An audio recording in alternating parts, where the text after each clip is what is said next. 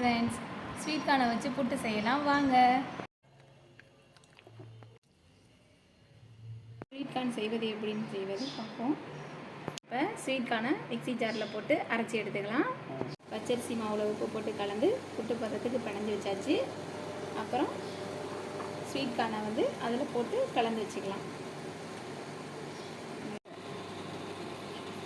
ஏலக்காய் நுணுக்கி போட்டுக்கலாம், வேக வைக்கலாம்.